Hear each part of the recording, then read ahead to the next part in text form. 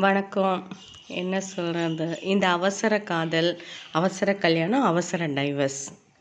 பொம்பளை பிள்ளைங்களும் ஆம்பளை பிள்ளைங்களும் காதல்னு தெரியாத வயசுலேயே காதல், கல்யாணம்னா என்னன்னு தெரியாத வயசில் கல்யாணம், வாழ்க்கைன்னா என்னன்னு தெரியாத வயசுலேயே குழந்தைங்க.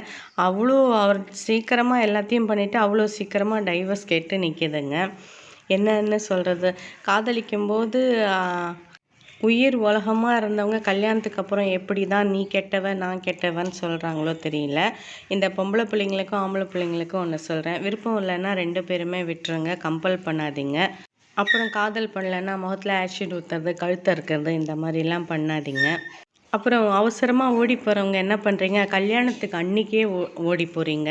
அப்படி பண்ணாதீங்க. நின்று ஃபேஸ் பண்ணி சண்டை போட்டு ஜெயிக்க பாருங்கள், அப்புறம் காதல் பண்ணுங்கள்.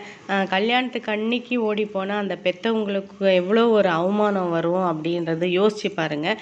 நம்ம பெற்றவங்களாகும்போது தான் அந்த வலியும் வேதனையும் நமக்கு தெரியும். அப்போ தான் அது என்ன அவமானம்னா என்னன்னு தெரிய வரும். தயவுசெய்து கல்யாணத்து அன்னைக்கு ஓடி போகிறது, கல்யாணத்தை நிறுத்துறதெல்லாம் பண்ணாதீங்க. அதுக்கு முதல்லையே சண்டை போட்டு ஜெயிக்க பாருங்கள். உங்களோட காதலில் பிரச்சனையை ஃபேஸ் பண்ணுங்க. தப்பான முடிவும் எடுக்காதீங்க, தப்பான எதுவுமே அடுத்தவங்களுக்கும் கொடுக்காதீங்க. புரிஞ்சிட்டு காதல் பண்ணுங்கள். வாழ்க்கைன்னா என்னன்னு தெரிஞ்சுட்டு காதல் பண்ணுங்கள். தப்பு இருந்தால் மன்னிச்சிருங்க.